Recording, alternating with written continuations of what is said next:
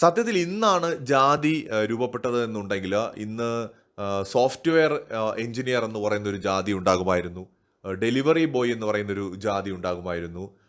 Autorickshaw driver എന്ന് പറയുന്ന ഒരു ജാതി ഉണ്ടാകുമായിരുന്നു. ഇന്ന് പൈലറ്റ് എന്ന് പറയുന്ന ഒരു ജാതി ഉണ്ടാകുമായിരുന്നു. ഇന്നൊരു പക്ഷേ യൂട്യൂബർ എന്ന് പറയുന്ന ഒരു ജാതി ഉണ്ടാകുമായിരുന്നു. അങ്ങനെ എത്രയെത്ര ജാതികൾ ഇന്നും ഉണ്ടാകുമായിരുന്നു. ഈ ജാതി എന്ന് പറയുന്നത് തൊഴിലിനെ അടിസ്ഥാനപ്പെടുത്തി തന്നെ രൂപം കൊണ്ട ഒന്നാണ്. പുരാതന കാലത്ത് എപ്പോഴോ ഇന്ത്യയിൽ ഉണ്ടായ മനുഷ്യർ ഒരു തൊഴിൽ ചെയ്യുന്നവർ പാരമ്പര്യമായിട്ടാണ് അന്ന് തൊഴിലുകൾ ചെയ്തു വന്നിരുന്നത്. അച്ഛൻ തൻ്റെ മക്കൾക്ക് തൻ്റെ അറിവുകൾ പകർന്നു കൊടുക്കുന്നു, പിന്നെ മക്കൾ അത് ചെയ്യുന്നു. വൈദ്യം ചെയ്യുന്ന ആൾക്കാരുണ്ട്, പൂജ ചെയ്യുന്ന ആൾക്കാർ. ഈ ബ്രാഹ്മണന്മാരെന്ന് പറയുന്നത് സത്യത്തിൽ ഈ പൂജ ചെയ്യുന്നതിന് ചില നിഷ്ഠകളും കാര്യങ്ങളും ഒക്കെ ഉണ്ട്. അപ്പോൾ അത് പിന്തുടരുന്നത് ആ വ്യക്തി മാത്രമല്ല, ആ കുടുംബം മുഴുവൻ അത് പിന്തുടരും. അപ്പം അതുകൊണ്ട് തന്നെ അത് ആ കുടുംബത്തിൽ നിന്നുള്ള പുതിയ പുതിയ ജനറേഷൻസ് പൂജകൾ ചെയ്യുന്നതിന് വേണ്ടി അവർക്ക് അറിവുകൾ പകർന്നു കൊടുക്കുന്നു, വേദങ്ങൾ പഠിപ്പിക്കുന്നു, മന്ത്രങ്ങളും തന്ത്രങ്ങളും പഠിപ്പിക്കുന്നു. അങ്ങനെ അവരെ അടുത്ത ഒരു പൂജാരിയായിട്ട് വാർത്തെടുക്കുന്നു. അത് പിന്നെ ഒരു കുടുംബം, ആ ചെറിയൊരു കുടുംബം അത് വലുതാകുന്നു. പിന്നെ അതിന് ഒരുപാട് ബ്രാഞ്ചുകൾ വരുന്നു. അത് പിന്നീട് ഒരു സമുദായം അല്ലെങ്കിൽ ഒരു ഒരു ജാതി എന്ന നിലയിലേക്ക് മാറുന്നു. പണ്ട് നൂറുകണക്കിന് ആയിരക്കണക്കിന് ക്ഷേത്രങ്ങൾ ഉണ്ടായിരുന്ന ഒരു രാജ്യമാണ് ഇന്ത്യ. അപ്പോൾ അതുകൊണ്ട് തന്നെ ആ ബ്രാഹ്മണരുടെ എണ്ണവും വളരെയധികം കൂടി. ശരിക്കും നമ്മൾ ക്രിസ്ത്യൻ മതം എടുത്തു നോക്കിയാൽ പള്ളിയിലെ അച്ഛന്മാരെന്ന് പറയുന്നവർ അതിനൊരു പ്രോസസ്സ് ഉണ്ട്. ചുമ്മാ കയറി ആർക്കും ഒരു പള്ളിയിലെ അച്ഛനാവാൻ പറ്റില്ല, അല്ലേ? അതിനൊരു പ്രോസസ്സ് ഉണ്ട്, ഒരു എഡ്യൂക്കേഷൻ സിസ്റ്റം ഉണ്ട്. അതിലൂടെ കടന്നു വരുന്നവരാണ്. അവർക്കൊരു അതിന് വേണമെങ്കിൽ ഒരു ജാതി എന്ന് പറഞ്ഞൂടെ? ഈ പറയുന്ന സെയിം കോൺസെപ്റ്റ് വെച്ച് ഇപ്പോൾ ഉസ്താദുമാർ പള്ളിയിലുണ്ട്. അതും പെട്ടെന്ന് ഒരാൾക്ക് ഓടിപ്പോയി ഉടുപ്പ് മാറ്റി ഉസ്താദാവാൻ പറ്റില്ല. അതിനൊരു പ്രോസസ്സ് ഉണ്ട്, അതിനൊരു എഡ്യൂക്കേഷൻ, മതപരമായ പഠനങ്ങൾ ആവശ്യമാണ്. അതിലൂടെ ക്വാളിഫൈ ആവേണ്ടതായിട്ടുണ്ട്. അതുപോലെ ബ്രാഹ്മണന്മാരെന്ന് പറയുന്നവർ ശരിക്കും പൂജാരിമാരാണ്, അല്ലെങ്കിൽ പൂജകൾ ചെയ്യുന്ന ആൾക്കാരാണ്. അതിന് അവർക്ക് അവരുടേതായിട്ടുള്ള മന്ത്രങ്ങൾ പഠിക്കാനുണ്ടാവും, വേദങ്ങൾ പഠിക്കാനുണ്ടാവും, തന്ത്രങ്ങൾ പഠിക്കാനുണ്ടാവും. ഇങ്ങനെ രൂപപ്പെട്ടു വന്നതാണ് ഈ ബ്രാഹ്മണരെന്ന് പറയുന്നത്. അപ്പോൾ തൊഴിലിൻ്റെ അടിസ്ഥാനത്തിലാണ് ജാതികൾ രൂപപ്പെട്ടത്. പക്ഷെ പിന്നീട് ഇത് മറ്റുള്ള വിഭാഗങ്ങളെ അടിച്ചമർത്താനുള്ള ഒരു ആയുധമായിട്ട് ഉപയോഗിക്കാൻ തുടങ്ങിയതോടെയാണ് ജാതി എന്നത് സമൂഹത്തിന് ഒരു വിപത്തായി മാറുന്നത്. അങ്ങനെ മാറിയില്ല എന്ന് നമുക്ക് പറയാൻ പറ്റില്ല. അതുകൊണ്ടാണ് ശ്രീനാരായണ ഗുരുവിനെ പോലുള്ളവരുടെ വാക്കുകൾക്ക് പ്രസക്തി കയറുന്നത്. അപ്പോൾ ജാതി ആദ്യം ഉണ്ടായത് ഒരു തൊഴിലിന്റെ അടിസ്ഥാനത്തിലാണെങ്കിൽ പിന്നീട് അതൊരു സാമൂഹിക വിപത്തായി മാറിയിട്ടുണ്ട് എന്നത് ഇന്ന് നമ്മുടെ മുമ്പിലുള്ള ഒരു യാഥാർത്ഥ്യമാണ്. അതിനെ നമ്മൾ മറികടന്ന് ആ വിപത്തിനെ ഒഴിവാക്കി കാര്യങ്ങൾ പ്രാക്ടിക്കലായിട്ട് ചിന്തിച്ചു വരുമ്പോഴും നമ്മുടെ മുമ്പിലുള്ള തടസ്സം ഇപ്പോഴും ഗവൺമെന്റ് ഒഫീഷ്യലി നമ്മൾ നോക്കിയാൽ തന്നെ ജാതീയമായിട്ട് മനുഷ്യനെ തിരിച്ചിട്ടുണ്ട്. ഇപ്പോൾ നമ്മളൊരു ഫോം ഫില്ല് ചെയ്യാൻ പോകുന്ന സമയത്ത് അവിടെ ജാതി എഴുതിയിട്ടുണ്ട്. നമ്മൾ മറക്കാൻ ആഗ്രഹിക്കുന്ന ജാതിയെ നമ്മൾ ഓർമ്മിപ്പിക്കുകയാണ്, നീ ഈ ജാതിയിൽപ്പെട്ട ആളാണെന്ന്. നമ്മളിപ്പോൾ ഒരു SSLC സർട്ടിഫിക്കറ്റ് എടുത്ത് നോക്കിയാൽ, അല്ലെങ്കിൽ മറ്റേതെങ്കിലും ഒരു ഫോം ഫില്ല് ചെയ്യാൻ പോയാൽ അവിടെയൊക്കെ ജാതി, നീ ഏത് ജാതിയാണ്, ഈ ജാതിയാണോ ആ ജാതിയാണോ, പട്ടികജാതി, പട്ടികവർഗം, അല്ലെങ്കിൽ സവർണർ, അവർണർ എന്നൊക്കെ പറഞ്ഞ് മനുഷ്യനെ തരംതിരിക്കുന്ന ഒരു സമ്പ്രദായം നമ്മുടെ ഗവൺമെന്റ് സിസ്റ്റത്തിൽ പോലും ഇപ്പോഴും ഉണ്ട്. അതിന് സംവരണം എന്ന പേര് പറഞ്ഞിട്ടാണെങ്കിലും അല്ലാതെ ആണെങ്കിലും ആ ഒരു സിസ്റ്റം ഉണ്ട്. അപ്പോൾ ഇപ്പോൾ ഞാനിത് ഇത്രയും പറയാൻ കാരണം സുരേഷ് ഗോപിയുടെ ഒരു സ്റ്റേറ്റ്മെന്റ്, ഈ ഉന്നതകുല ജാതർ അല്ലെങ്കിൽ ഒരു ഉന്നതകുല ജാതൻ ട്രൈബൽ വിഭാഗത്തിന്റെ മന്ത്രിയാകണം അവരുടെ ഉന്നമനത്തിന് വേണ്ടി എന്നൊരു സ്റ്റേറ്റ്മെന്റ് സുരേഷ് ഗോപി പറയുകയുണ്ടായി. അത് വലിയൊരു വിവാദമായിരിക്കുകയാണ്. പക്ഷേ സുരേഷ് ഗോപി പറഞ്ഞ രണ്ടാമത്തെ ഒരു സ്റ്റേറ്റ്മെന്റ് ആരും മിണ്ടുന്നുമില്ല.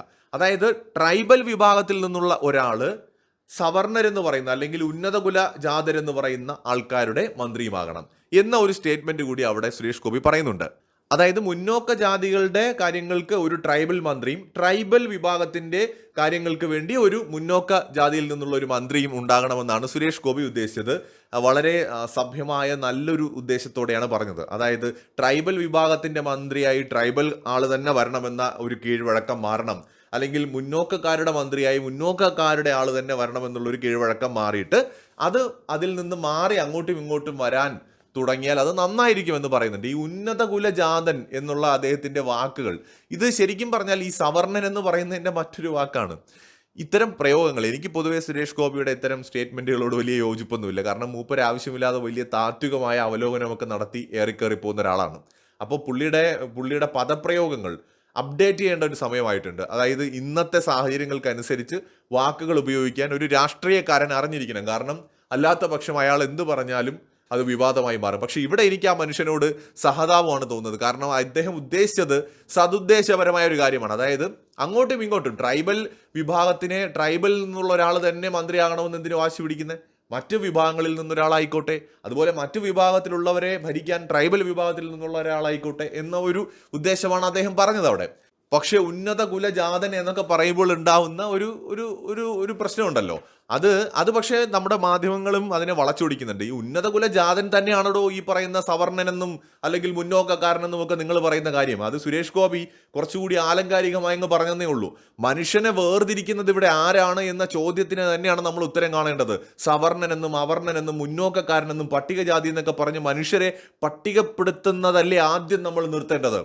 ആദ്യം എല്ലാവരും ഇന്ത്യക്കാരനാണ്. അവിടെ നിറവും അല്ലെങ്കിൽ അവൻ്റെ തൊഴിലും അവൻ്റെ ജാതിയും ഒന്നും ഒരു ഘടകമാകാൻ പാടില്ല. തുല്യത എന്ന് ഒന്നും ഉണ്ടാകണമെന്നുണ്ടെങ്കിൽ ആദ്യം നമ്മുടെ സംവിധാനങ്ങളിൽ നിന്ന് ജാതി എന്ന് പറയുന്ന ഒരു കാര്യം തന്നെ എടുത്ത് കളയണം. ജാതി ചോദിക്കരുത്, ജാതി പറയരുത്, ജാതി കോളം ഒഴിവാക്കുക. അതാണ് വേണ്ടത്. അതുണ്ടെങ്കിൽ മാത്രമേ ഈ സവർണൻ അവർണൻ, നീ കൂടിയ ജാതി ഞാൻ കുറഞ്ഞ ജാതി എന്നൊക്കെയുള്ള ചിന്തകൾ മനുഷ്യന്റെ മനസ്സിൽ നിന്ന് മാറൂ. ഇത് മനുഷ്യരുടെ മനസ്സിലേക്ക്, മറക്കാൻ ആഗ്രഹിക്കുന്നവരുടെ മനസ്സിലേക്ക് പോലും വീണ്ടും മറ്റേ ഫോം ഫില്ല് ചെയ്യുന്ന സമയത്ത് ഓരോ പേരെഴുതി വെച്ചിട്ടുണ്ട്. ഓരോ ജാതി, ഇന്ന ജാതി, ആ ജാതിയാണോ ഈ ജാതിയാണോ എന്ന തരംതിരിവ് എന്തിനാണ് എന്നുള്ളതാണ് ആദ്യത്തെ ചോദ്യം. സുരേഷ് ഗോപി പറഞ്ഞതിനെ വളച്ചൊടിക്കുന്നതിന് മുമ്പ് ആദ്യം നമ്മൾ ഉത്തരം കണ്ടെത്തേണ്ടത് അതാണ്. ഇവിടെ ആരാണ് ജാതി പറയുന്നത്? മാധ്യമങ്ങൾ ജാതി പറയുന്നില്ലേ? പട്ടികജാതി എന്നും മുന്നോക്ക ജാതി എന്നും സവർണനെന്നും അവർണനെന്നും പറയുന്നതൊക്കെ തന്നെയല്ലേ ഈ ജാതി പറച്ചിൽ. അതിനെ ഏത് പേരിട്ട് വിളിച്ചാലും ഇപ്പൊ അതിന്റെ മറ്റൊരു താത്വികമായ പേരാണ് സുരേഷ് ഗോപി പറഞ്ഞ ഉന്നത കുലജാതൻ. ഈ ജാതി എന്ന് പറയുന്നത് എന്താണ്? ഉയർന്ന ജാതി എന്നുള്ളതാണല്ലോ സവർണൻ എന്ന് പറയുന്നത്. എങ്ങനെയാണ് അത് ഒരു ജനാധിപത്യ രാജ്യത്ത് പറയാൻ പറ്റുന്നത്? എന്താണ് ഈ ഉയർന്ന ജാതി? ഉയർന്ന കുടുംബത്തിൽ ജനിച്ചതാണോ? അതോ ഉയർന്ന മറ്റേ ബ്രാഹ്മണനായിട്ടും അല്ലെങ്കിൽ മറ്റേ ഉയർന്ന ജനറൽ ജാതിക്കാരനായി ജനിച്ചതാണോ? അതെന്ത് മാനദണ്ഡമാണത് ഒരു മനുഷ്യനെ തരംതിരിക്കുന്നതിന്? ആദ്യം ഒഴിവാക്കേണ്ടത് ജാതിയാണ്. എല്ലാവരും തുല്യത ഇവിടെ അർഹിക്കുന്നുണ്ട്, എല്ലാവരും തുല്യതയുള്ളവരുമാണ്. പക്ഷെ അതിന് പകരം ഇവിടെ ഉള്ളൊരു കാര്യം തന്നെയാണ് ഈ സുരേഷ് ഗോപി പറഞ്ഞത്. അതിലൊരു നവോത്ഥാനമാണ് സുരേഷ് ഗോപി ഉദ്ദേശിച്ചത്. പക്ഷേ ഇദ്ദേഹം എന്ത് പറഞ്ഞാലും അത് വളഞ്ഞൊടിഞ്ഞ് തിരിഞ്ഞ് പുള്ളിക്ക് തന്നെ വിനയാകുന്നു എന്നുള്ളതാണ് പുള്ളിയുടെ കഷ്ടം. അത്രയേ ഉള്ളൂ. മറ്റൊരു വീഡിയോയുമായി വീണ്ടും കാണാം.